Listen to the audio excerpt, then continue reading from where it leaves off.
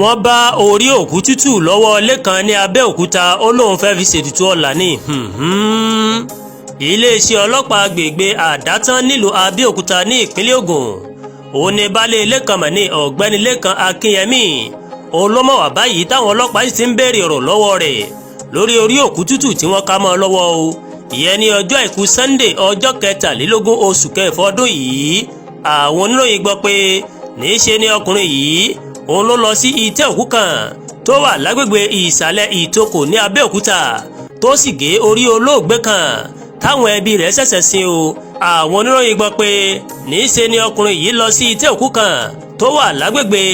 ìsàlẹ̀ Ìtòkò ní Abẹ́òkúta tó sì gé orí olóògbé kan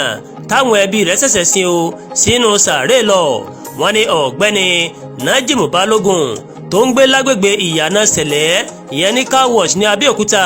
tí ń ṣe ọ̀kan lára àwọn ọmọ olóògbé tí wọ́n gé orí bàbá wọn lọ. òun ló lọ fọ̀rọ̀ ohun tó àwọn ọlọ́pàá létí pé àwọn kan wá hú òkú bàbá wọn táwọn ṣẹ̀ṣẹ̀ sin láìpẹ́ yìí jáde o tí wọ́n sì ti gé orí rẹ̀ lọ. nígbà táwọn ọlọ́pàá máa bẹ̀rẹ̀ ìwádìí abẹ́nú wọn wọ́n padà fọwọ́ òfin mú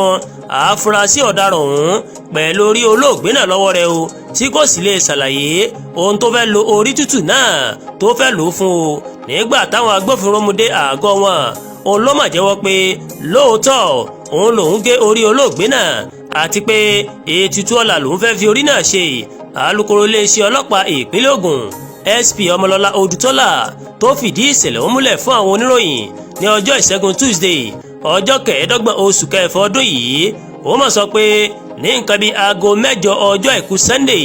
ọjọ́ 23 oṣù yìí òun ni afurasí ọ̀daràn òun ló lọ hu ìwà tí kò mọ̀ bófin mu náà ṣùgbọ́n ọwọ́ àwọn agbófinró padà tẹ̀ yẹn ní ọjọ́ ajé Monday ọjọ́ 24 oṣù kẹfà ọdún yìí mọ̀ ni pẹ̀lú orí òkú tútù ọ̀hún lọ́wọ́ rẹ̀ o. alukoro ni àwọn ń ṣèwádìí nípa ìṣẹ̀lẹ̀ ọ̀hún lọ́wọ́ àwọn sì máa fojú ọ̀daràn ọ̀hún àwọn máa fi balẹ̀ ẹjọ́ o lẹ́yìn ààbọ̀ ìwádìí àwọn o kọ́lọ́n dákun kó ṣàánú wa Nàìjíríà. Àdúàgbà Olúwatóyìn lóníròyìn yìí ẹ ṣé púpọ̀ tí ẹ̀ ń wo Ẹ̀yà Yorùbá TV o.